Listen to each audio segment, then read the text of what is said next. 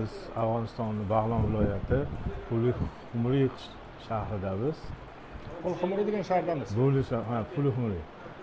Abduqahhor akam xonadonlarida biz boya o'tgan gal Kobulga ketayotganimizda bularda zapravkasiga to'xtagan edik. Mehmonga taklif qilishgan edi. Biz qaytishda kiramiz deb mana qaytishda to'xtadik. Mehmonga chaqirdilar bizni uylariga. Shu Qunduzdan Kobulga ketishda Bag'londa yo'lda chetida magistralda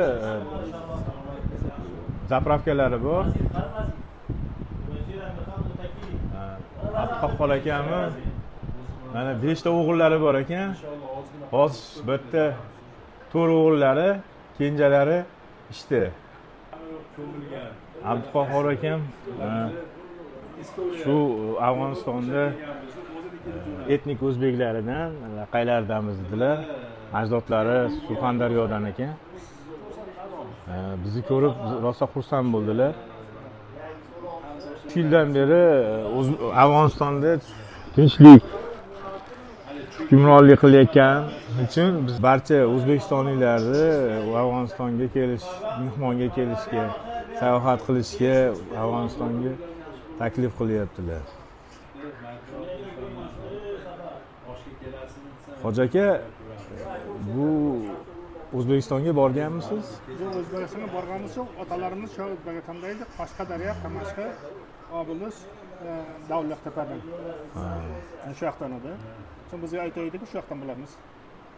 Biz o'zimiz borganimiz yo'q. Endi kelajakda borish niyatingiz bo'lsa kerak. Nima bo'lsa boramiz.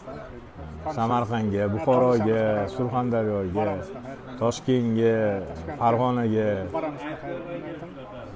Endi asosdan Afg'onistonga kelajak odam bo'lsa, bir haftani atrof bor-da. Bag'londa Hoji akamni zapravkalaridan tashqari yerlari bor ekan, dehqonchilik bilan shug'ullanar ekanlar. Yerlarini ko'rsatdilar, bug'doy ekilibdi, yaqinda Xudo xohlasa hosilga kirar ekan. 5 o'g'illari hammasi ish bilan ta'minlangan. Hoji akam shu bolalarga ham barchasiga ta'lim beribdilar. Savod beribdilar. Savodi bor, bizni bilan. Hoji akam shu 29 yil muhojiratda yashadim dedilar, muhojirlikda yashadim, Eronda yashadim dedilar.